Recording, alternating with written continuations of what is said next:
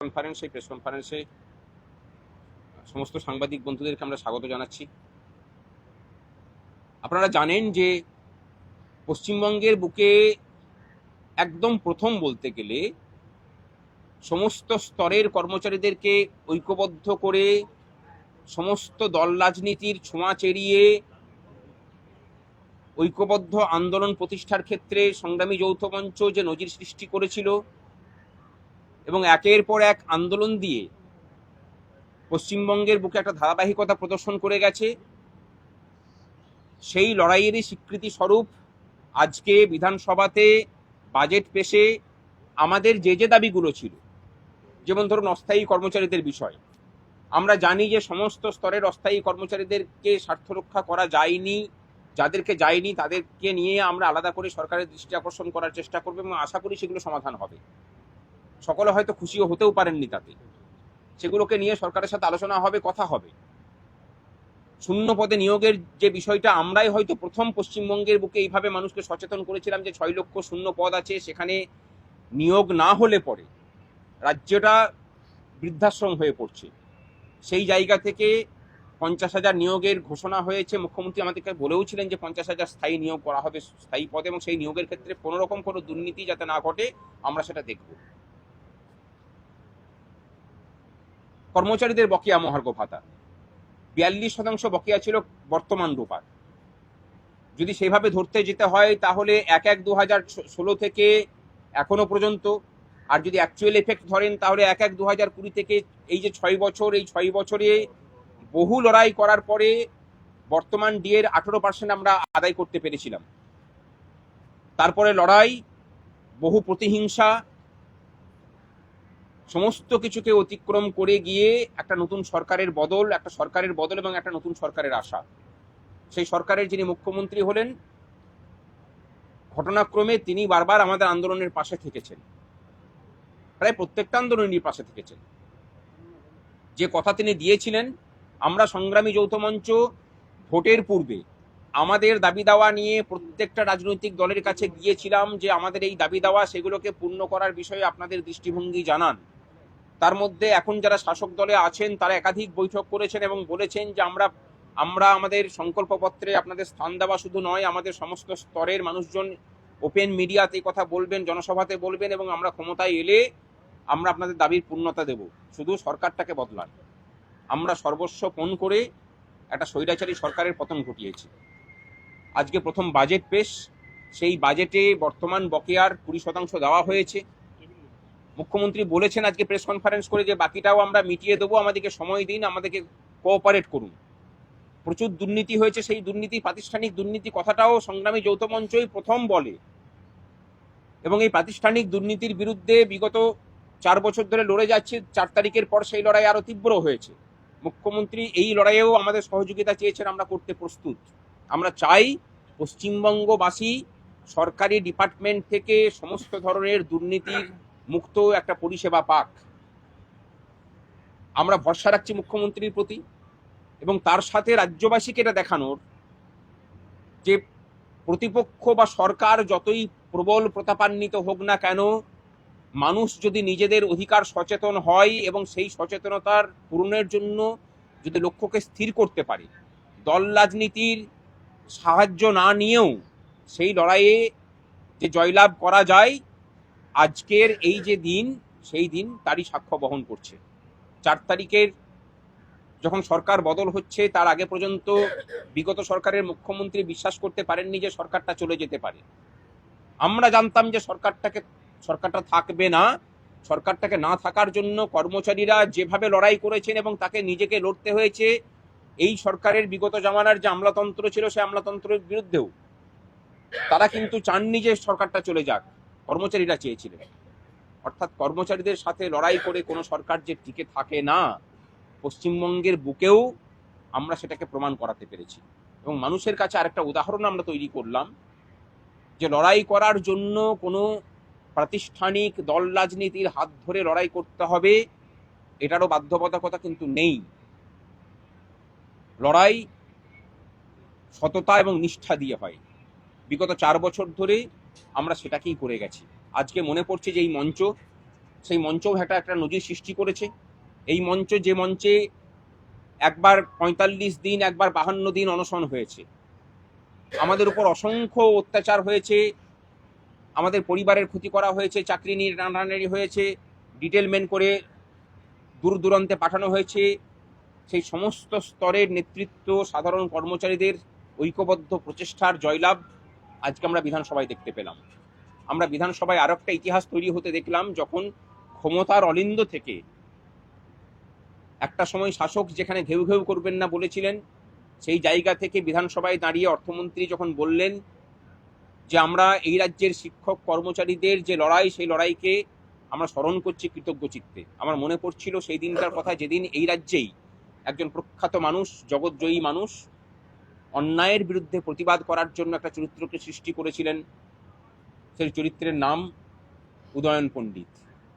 এই যুগের কর্মচারী শিক্ষকরা বাস্তবের উদয়ন পণ্ডিতের ভূমিকা পালন করতে পেরেছেন এবং ক্ষমতার ভিতর থেকে তার স্বীকৃতিও পেয়েছি। আমরা বলছি যে প্রাতিষ্ঠানিক দুর্নীতির বিরুদ্ধে যে লড়াই, সে লড়াই চলুক, সরকারের সাথে সহযোগিতা করতে চাই, কিন্তু একটাই শর্ত, সেই লড়াইয়ে কোনো রকম কোনো পক্ষপাত বিচার, ভালো খারাপের বিচার কিন্তু আমরা করব না। যিনি দুর্নীতিগ্রস্ত তার বিরুদ্ধে কঠোরভাবে লড়াইয়ে সংগ্রামী যৌথ মঞ্চ অবতীর্ণ হয়েছে এবং সেই লড়াই চালিয়ে যাবে। আপনাদের যদি কোনো জিজ্ঞাসা থাকে, আমাদের মিড ডে মিলের কর্মী তাদেরও ১,০০০ টাকা করে বাড়ানো হয়েছে, যদিও আমার মনে হয় না সেটা খুব বেশি কিছু। আজকের দিনে দাঁড়িয়ে মিনিমাম ওয়েজ যেটা, সেই জায়গায় দাঁড়িয়ে সেটা আরও বৃদ্ধি হওয়া উচিত ছিল। আর আমরা অত্যন্ত খুশি যে মিড ডে মিলের বরাদ্দ বৃদ্ধি হয়েছে, ছাত্রপিছু যে বরাদ্দ, সেই বরাদ্দ বৃদ্ধি হয়েছে। এটা কিন্তু অত্যন্ত প্রয়োজন ছিল। স্কুলগুলোতে মিড ডে মিল চালানো যাচ্ছিল না, বিশেষ করে ১০০-র নিচে স্টুডেন্ট যে স্কুলগুলোতে আছে, সেগুলোতে মিড ডে মিল চালাতে গেলে পরে শিক্ষক শিক্ষিকাদেরকে প্রতি মাসে নিজেদের পকেট থেকে খরচা করতে হচ্ছিল। এই জায়গাটার অন্তত অবসান হয়েছে। আমরা বিরোধী দলনেতা থাকার সময় একাধিকবার বর্তমানের মুখ্যমন্ত্রীকে আমরা এই কথা বলেছি, উনি শুনেছেন। আমাদের খুশি যে এই কথাগুলোকে মনে রেখেছেন উনি। প্যারা টিচারদের বেতন বৃদ্ধি হয়েছে ৫,০০০ টাকা, যদিও তারা খুশি নন। আমরা বলবো যে এই বিষয়টাতে, যেহেতু তারা কেন্দ্রীয় প্রজেক্টে নিযুক্ত, সমগ্র শিক্ষা মিশনের সাথে যুক্ত সমস্ত স্তরের কর্মচারীদের অন্যান্য রাজ্যে যে বেতন পান, সেই বেতনই পাওয়া উচিত। কেন্দ্রীয় প্রকল্পে যারা যুক্ত আছেন, মানে সেই বেতনটা তাদেরকে দেওয়ার অনুরোধ সরকারের কাছে করব। এটা নিয়ে মানে দর কষাকষি সরকারের সাথে আবার নতুন করে হবে। আমাদের নেতৃত্ব অর্জুনদা আছেন, তিনি বলবেন।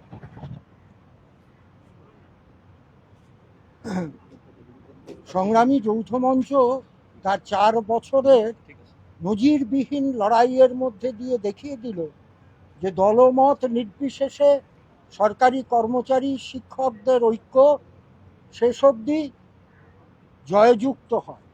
২০% এটা একটা বড় অঙ্ক নিঃসন্দেহে, তবে সেটা অক্টোবর না হয়ে জুলাই থেকে হলেই হয়তোবা আমরা আরও বেশি খুশি হতাম। কিন্তু আমাদের লড়াই এটা দেখিয়ে দিয়েছে যে বিগত সরকার যেরকম কোনো অর্থেই মহার্ঘ ভাতা প্রদানের ক্ষেত্রে কোনো পদক্ষেপ গ্রহণ করত না, কিন্তু এই সরকার আমাদের লড়াইকে স্বীকৃতি দিয়ে তারা এই ২০% মহার্ঘ ভাতা ঘোষণা করেছে। তবে আমাদের সংগ্রামী যৌথ মঞ্চের দাবি ছিল এআইসিপিআই অনুযায়ী সমস্ত বকেয়া মহার্ঘ ভাতা মিটিয়ে দেওয়ার। তো এই ২০% কিন্তু এআইসিপিআই অনুযায়ী হয়নি।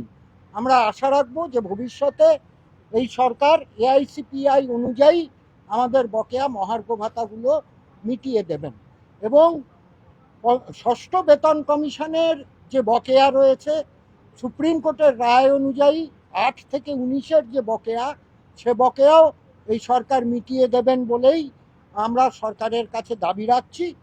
এবং তার সাথে সাথে এটাও বলার যে অনিয়মিত কর্মচারীরা দুটি উদাহরণ দেব। জল জীবন মিশনের যে পাম্প ভালভ অপারেটররা রয়েছে এবং যারা জলসম্পদ দপ্তরে অত্যন্ত উচ্চ মেধার এবং যাদের মাস্টার ডিগ্রি রয়েছে, এরকম যারা ল্যাবরেটরি অ্যাসিস্ট্যান্ট রয়েছে, তাদের বেতন বৃদ্ধি এবং গোটা পশ্চিমবঙ্গের বিভিন্ন হাসপাতালগুলোতে যে কন্ট্রাকচুয়াল লিফটম্যানরা রয়েছে, এই যাদের বললাম তারা সকলেই ঠিকা ভিত্তিতে নিয়োজিত, তাদের বেতন বৃদ্ধি, সমকাজে সমবেতনের যে প্রতিশ্রুতি সরকার দিয়েছেন বা ক্ষমতায় আসার আগে তারা যে বিরোধী দল হিসাবে যে প্রতিশ্রুতি দিয়েছিলেন, আমরা আশা করব তারা সেই প্রতিশ্রুতি রক্ষা করবে।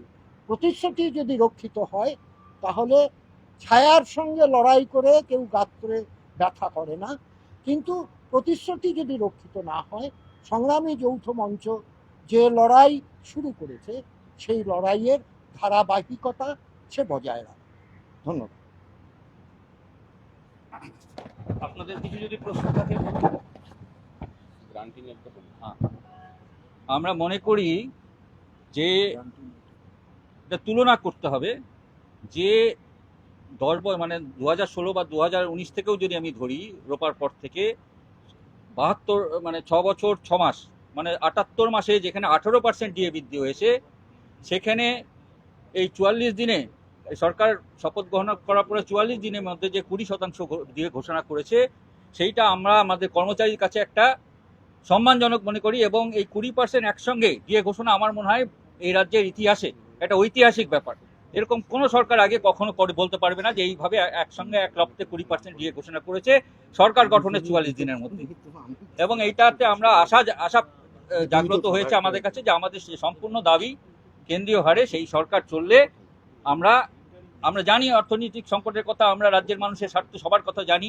হ্যাঁ, সেই জায়গা থেকে আমরা সরকারকে সময় দিয়ে, যেটা জানুয়ারি বা যখন যেটা বলেছেন ঠিক সময় আমরা এই সরকার সেই বিশ্বাসটা অর্জন করেছে যে আমাদের দাবি পূরণ করবে। আমরাও সরকারের সঙ্গে সহযোগিতা করব এবং কেন্দ্রীয় হারে যে ডিএ এবং বকেয়া যেগুলো বাকি আছে সেগুলো ধীরে ধীরে মিটবে। এবং আমাদের সঙ্গে যে অস্থায়ী কর্মচারী এবং যে চাকুরি প্রার্থী, তারা যে দীর্ঘদিন ধরে চাকরি পাচ্ছে না, 50,000 কথা বলেছে, এবং সেটা যেন যত শূন্য পদ আছে সব শূন্য পদেই যাতে পূরণ হয় এবং যা কেন্দ্রীয় হারে যাতে সমস্ত অস্থায়ী কর্মচারীরা পায় এবং যারা যোগ্য তার যেন স্থায়ীকরণ হয়, এই জায়গাটা আমরা দাবি রেখেছিলাম আমাদের 3টে দাবির মধ্যে।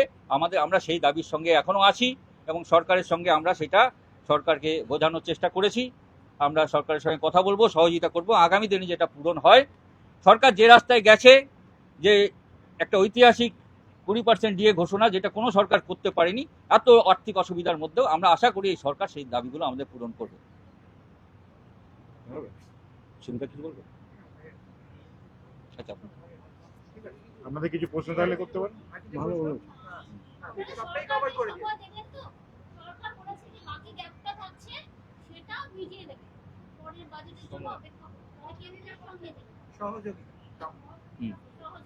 পরের বার তো ফেব্রুয়ারি। ঠিক আছে, দেখুন, মানে মুখ্যমন্ত্রী কথাটা বলেছিলেন যে আমরা একদম আপডেট করে দেবো। আমরা বলছি যে আপডেট করুন, তার সাথে সাথে কেন্দ্র এর মাঝখানে যেমন ভাবে ঘোষণা করবে আপনাকে এআইসিপিআই মেনে সেভাবেও দিতে হবে। আর পুরনো যে সুপ্রিম কোর্টের নির্দেশ মতো বকেয়া মেটানোর যে কথা ছিল, সেই মেটানোটা কিন্তু সবাই পাননি। বিশেষ করে গ্রান্টিন এইড কলকাতা স্থিত ব্যাংকগুলো থেকে যারা পেনশন পান তারা পাননি।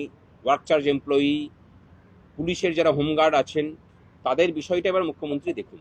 কারণ বৈঠকে এই ব্যাপারটাই আলোচিত হয়েছিল যে কারেন্ট ডিওটা দেওয়ার পরে আমরা এই বিষয়টাকে নিয়ে ভাববো। সুতরাং এই বিষয়টাকে আমরা মাথায় দিলাম আর কি। যদিও জানি যে এই বিষয়টা তার মাথাতে আছে, আমরা আবার এটাকে নিয়ে মুখ্যমন্ত্রীর কাছে দরবার করব এবং যেসব ক্ষেত্রগুলো বাদ পড়ে গেল আমরা সেগুলোকে নিয়ে নতুন করে আবার মুখ্যমন্ত্রীর কাছে দাবি দাওয়া পেশ করবো।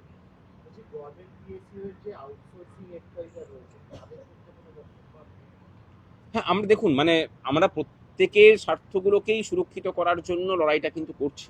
আমরা পৃথকভাবে আর আলাদা করে নাম করছি না। যেমন ধরুন খাদি বোর্ড আছে, মানে এরকম প্রচুর সেক্টর আছে, আমরা সেগুলোকে নাম করছি না কারণ তারা সকলেই আমাদের সাথে যুক্ত হয়ে আছেন। আমি একটা নাম করলাম, একটা নাম বাদ পড়ে গেল, এটা তো অসুবিধা হয়। প্রত্যেকের যা দাবি আছে সেই সমস্তগুলোকেই মেটানোর জন্য সংগ্রামী যৌথ মঞ্চ সকলের হয়ে লড়াই করছে, সেই সকলের হয়ে লড়াইটা চালিয়ে যাবে।